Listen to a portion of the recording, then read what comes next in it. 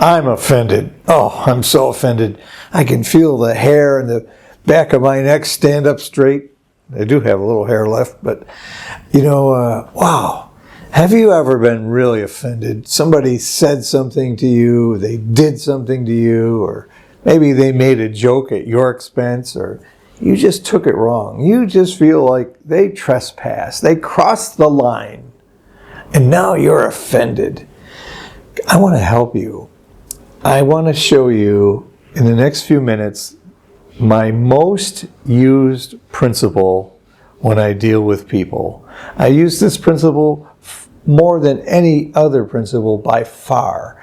You'll need your Bible, and you'll go to Matthew chapter 18. Matthew chapter 18. And we're going to pick it up in verse 15. But for background, Jesus is speaking, and he's just mentioned the value of one.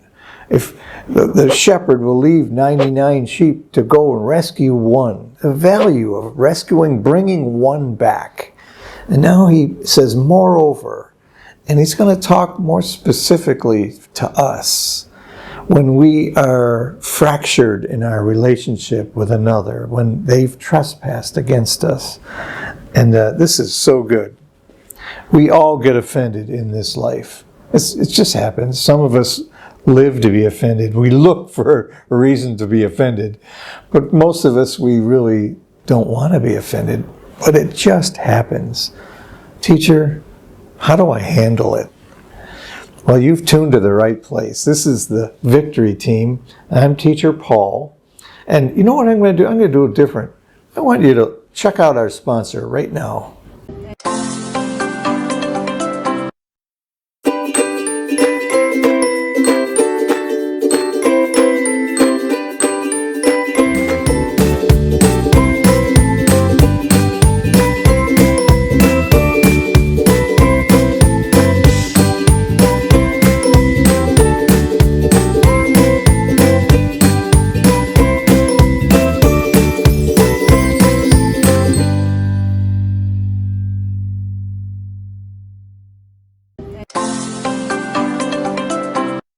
Okay, great. We have good sponsors. I want to help you handle an offense. Not only handle it, but handle it in a way that you gain, not even break even. You're not going to beat or win or have victory. You're going to gain your brother by doing this. God goes out of his way in the previous section there about a shepherd going for the one, leaving the 99. And you can go out of your way. If you will follow this formula, it's so easy, but it's going to take faith. Will you believe what God said? And you'll have, believe me, you'll have a lot of opportunity to exercise this formula. And you'll see that, God's plan does really work. If you have a Bible, Matthew 18, verse 15. Moreover, he just finished the parable of the lost sheep. He says, moreover, verse 15, if thy brother shall trespass against thee. And you know what? That's going to happen. Go and tell him his fault between thee and him alone. And if he shall hear thee, thou hast gained thy brother. Wow. What's all that about? When you're offended, when someone trespasses against you, here's the first thing you do. Don't handle it in your flesh. Don't do what you've always done, because that's where you always will be, in fractured relationships, and no power with God because you don't trust God's formula. But I want you, according to the verse here, when someone offends you, go to that person. You go to that person alone. Talk to them. Tell them. Maybe go in a non-threatening way. Buy them a cup of coffee. Can I have a bagel with you? Can I have a minute of your time?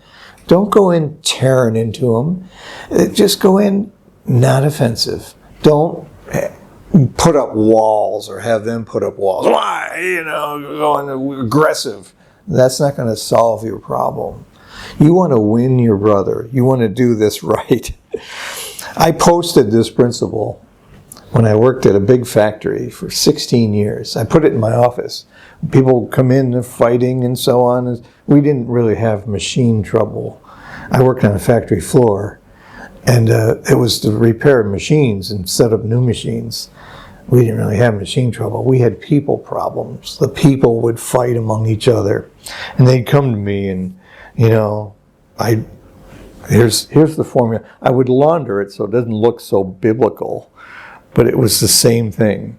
Talk to that person from that other, it's always that other shift. The second shift people did this, and the third shift, it's always that person over there. But they wouldn't talk to that person. They would just come and they want me to be the referee, to be the cop. And no, when you're offended, go to that person. Don't go to Facebook. Don't get on your phone and chat and tell your mother all the terrible things that person did. Don't tell your friends and build an army against that person, like, you're all on my side. And that person, they might not even know what they did.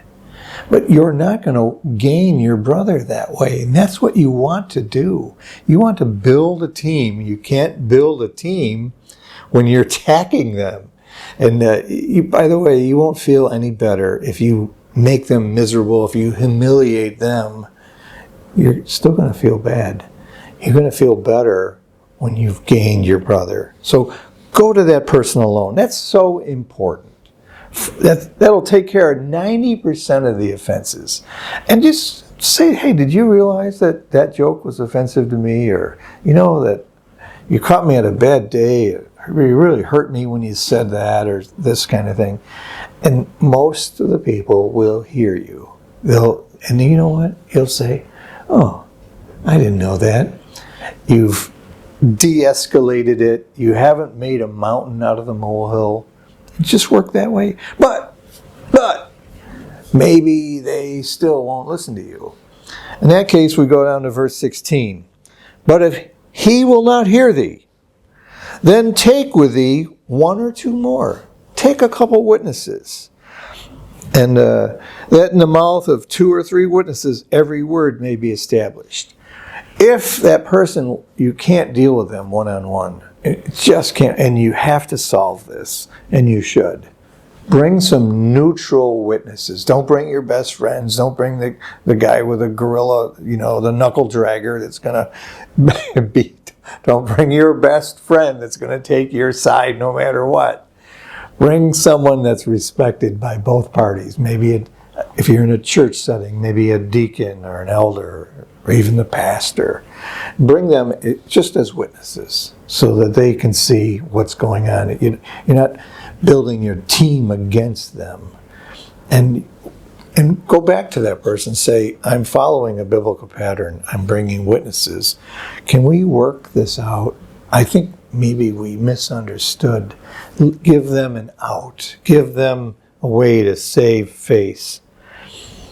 When I was at that factory, at the shift change, I'd come in and I'd get the report from the previous workers, the 8 hours guys are working, and then the next shift would come in, and I wasn't there about 10 minutes, and one guy came in and he was complaining about another mechanic. He's terrible. He breaks things and so on and so forth. He's telling me all this stuff.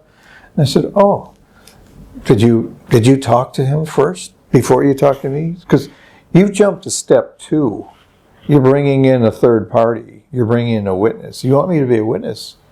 Did you talk? Oh, really? I get on the intercom, I pick up the phone, and I say, this is over the whole factory. Would, John Doe, would you come to my office? And then I put down the microphone. He goes, and the complaining guy turns ash white. He goes, what'd you do? I go, I know you talked to him, so we're going to talk together, and I'm going to be a third-party witness. You did talk to him, right? Because you're complaining to me.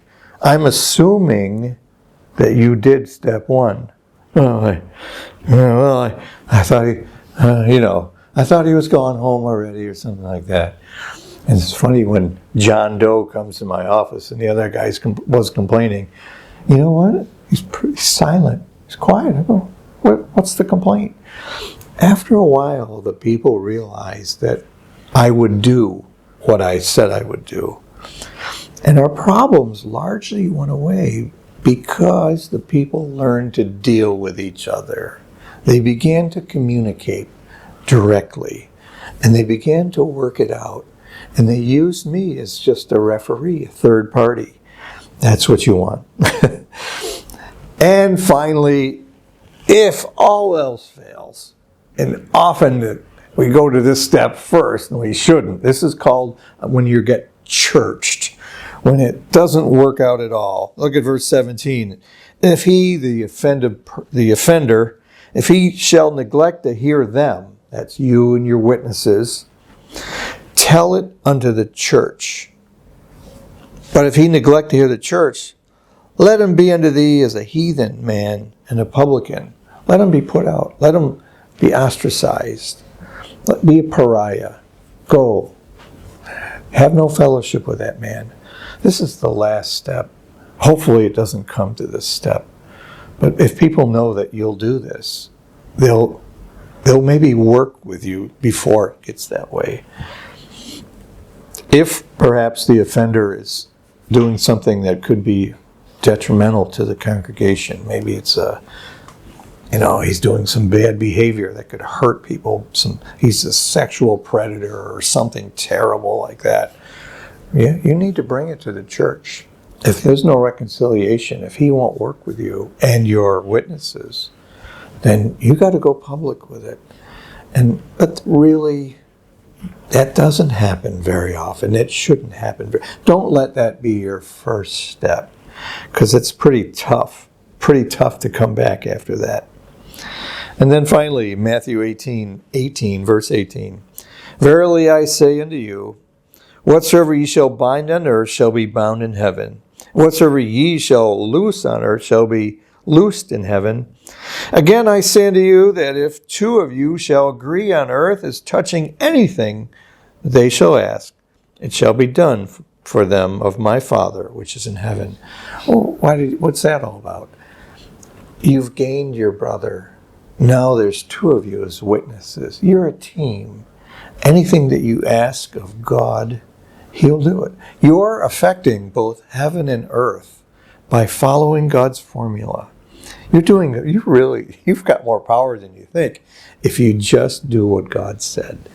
And I got to tell you, you'll be known as a decent guy that can get along with most people. You're not going to be somebody that they're going to back up the truck and dump all the gossip on you, because you're not going to put up with it. You're going to take them to this formula and say, wait a minute, before you tell me that, you've done this, right? You've done this. And when someone offends you, you're going to go to them and they're going to learn, I can't get away with that. He's going to hold me accountable when I do those things that are hurting people. And that's good. It's in a good way, though. It's in a way that they can recover and come back.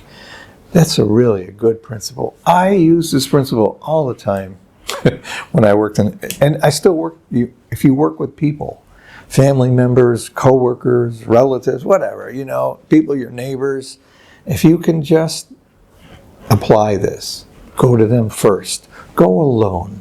Don't go with a weapon. Don't be threatening, but go to them and seek to understand. I don't understand why this. Can you help me understand why you said that? Be disarming if you can. And if they won't hear you at all, then take another as a witness. And finally, if you have to go public, go public, if it comes to that. But you'll see God will bless you, and you'll be the friendliest guy in town. All right? It's a good principle. God bless you. Love you guys.